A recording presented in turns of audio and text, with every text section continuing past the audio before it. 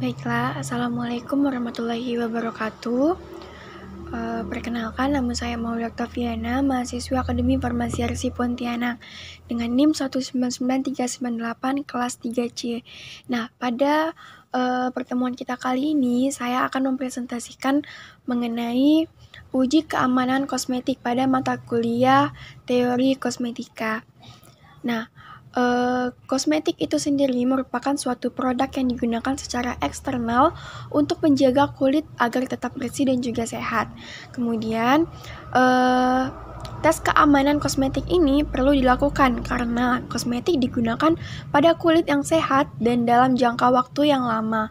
Nah, untuk konsep dasar dari uji keamanan kosmetik, ini terdiri dari kosmetik bukan single compound, kemudian campurannya yang banyak, dan juga kosmetik ini penggunaan sehari-hari tidak seperti obat yang digunakan pada waktu tertentu atau ketika kita sakit.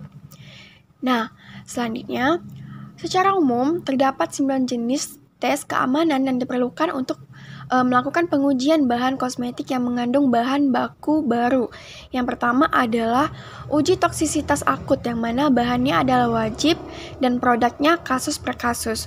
Kemudian ada uji iritasi primer, yang mana bahannya juga wajib dan juga produknya tidak terlalu dibutuhkan. Lalu ada uji iritasi kumulatif, bahannya wajib tetapi produknya tidak terlalu dibutuhkan. Lalu ada sensitivitas, kemudian bahannya wajib dan tidak terlalu dibutuhkan juga. Selanjutnya ada tes keamanan sensitivitas, fototoksisitas, kemudian fotosensitisasi, kemudian ada iritasi mata. Nah, kalau untuk iritasi mata ini produknya adalah wajib. Kemudian ada mutagenitas. Lalu ada human patch test, yang mana produknya juga wajib. Nah, kita bahas satu persatu. Yang pertama itu adalah uji toksisitas akut, yang mana dilakukan untuk mendapatkan informasi ataupun data tentang toksisitas suatu bahan kimia pada hewan uji. Nah, uji toksisitas akut ini termasuk ke dalam jangka pendek, dan dosis yang digunakan pada uji ini yaitu adalah dosis oral, yang mana untuk mengetahui apakah bahan kosmetik ini apabila tertelan dapat menimbulkan toksik atau tidak, dan juga mengetahui sistematika dari toksiknya atau racunnya. Kemudian pengujian ini itu untuk kosmetik yang pemakaiannya itu bisa dibilang ataupun bisa dikatakan sering. Selanjutnya ada uji iritasi primer. Nah, tujuannya adalah untuk melihat apakah suatu produk tersebut menimbulkan adanya inflamasi atau tidak pada hewan uji atau bahkan manusia, yang ditunjukkan dengan adanya warna kemerahan atau dermabiasi akibat proses inflamasi dengan pemakaian berulang. Seperti itu. Selanjutnya, nah di sini ada faktor-faktor yang mempengaruhi respon iritasi pada kulit. Yang pertama ada bahan-bahan baku yang digunakan untuk pengujiannya. Kemudian ada faktor biologis yang meliputi faktor genetika. Lalu ada faktor lingkungan, ada faktor cara penggunaannya juga. Nah, selanjutnya ada uji iritasi kumulatif. Nah, tes ini memiliki prinsip, yang mana prinsipnya sama dengan primary skin irritation. Yang membedakannya adalah waktu yang digunakan itu lebih lama daripada tes sebelumnya. Nah, untuk melihat seberapa banyak sih bahan kimia yang terakumulasi sehingga menyebabkan iritasi berupa inflamasi atau kemerahan pada kulit. Nah, selanjutnya ada sensitivitas. Untuk sensitivitas, tes ini untuk melihat reaksi imun setelah pemberian kosmetik, yang mana diaplikasikan untuk kosmetik dalam waktu yang panjang. Lalu ada phototoxicity atau fototoksisitas.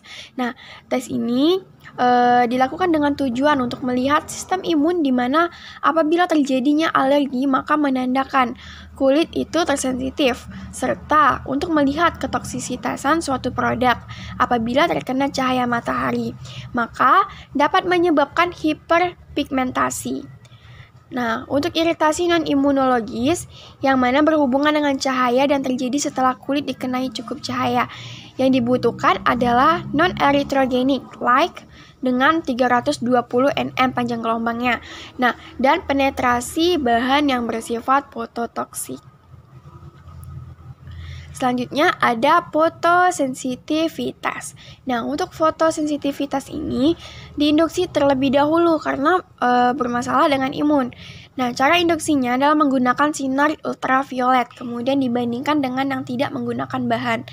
Nah, respon fotosensitivitas ini bisa berupa aktivasi bahan oleh cahaya, lalu perubahan fungsi seluler sistem kekebalan, dan juga perubahan dalam interaksi antara material dan sel-sel sistem kekebalan tubuh. Selanjutnya ada iritasi mata. Nah, pada tes iritasi mata itu tidak dilakukan pada mata manusia, melainkan menggunakan mata kelinci. Nah, responnya itu mata cepat, yaitu berkisar 2 sampai dengan 4 detik. Jika mengiritasi, maka akan timbul kemerahan ataupun bengkak. Setelah pengujian langsung bilas bagian yang bagian mata yang digunakan dengan air hingga bersih. Kemudian, produk-produk yang harus dites itu seperti kosmetik mata, seperti maskara, eyeshadow, eyeliner, kemudian makeup remover dan lain-lain sebagainya. Kemudian kosmetik wajah seperti foundation, lalu lipstick, face powder dan lain-lain. Lalu kosmetik lain seperti kosmetik untuk kuku, untuk rambut, kemudian untuk kulit ataupun body lotion. Seperti itu. Kemudian ada mutagenicity, yaitu uji tersebut dilakukan yang mana memiliki tujuannya untuk mengetahui apakah suatu produk dapat menyebabkan mutasi gen atau tidak. Kemudian untuk tes mutasi pada bakteri, contohnya ada pada bakteri E. coli dan juga Salmonella. Nah, evaluasi ini dilakukan dengan menghitung jumlah sel di mana penyimpangan kromosom struktural atau polipoid itu muncul. Kemudian selanjutnya ada human patch test, yang terakhir, yang mana karena kondisi kulit hewan tidak begitu menggambarkan kondisi kulit manusia, agak sedikit berbeda, maka dilakukanlah human patch test, yang mana dilakukan pada kulit lengan dan juga punggung belakang, serta menghindari bagian wajah. Lalu, tes ini juga menimbulkan dermatitis setempat yang mudah sembuh. Kemungkinan dalam waktu beberapa minggu sampai beberapa bulan timbul hiperpigmentasi dan harus dikontrol relawan yang akan dites. Nah, ada juga nih pengujian lain-lain seperti reproduksi toksisitas, kemudian absorpsi, distribusi, metabolisme dan ekskresi, dan juga adanya uji sensitivitas acne. Nah, kalau untuk reproduksi toksisitas, itu beberapa bahan untuk kosmetik dapat mengganggu reproduksi. Pengujiannya sama dengan uji teratogenik pada hewan. Kemudian untuk absorpsi, distribusi, metabolisme, dan ekskresi, untuk mengetahui apakah bahan yang terdapat dalam kosmetik itu mengalami ADME di dalam tubuh. ADME itu tadi absorpsi, distribusi, metabolisme, dan ekskresi di dalam tubuh. Saat sampling seharusnya tidak ada bahan kosmetik di dalam darah. Nah, yang terakhir adalah uji sensitivitas acne, yang mana pengujiannya ini dilakukan sama dengan patch test, dilakukan pada lengan dan juga punggung belakang, seperti itu. Cukup sekian presentasi dari saya. Apabila ada kesalahan mohon dimaafkan. Wabillahi taufiq wal hidayah. Wassalamualaikum warahmatullahi wabarakatuh. Terima kasih.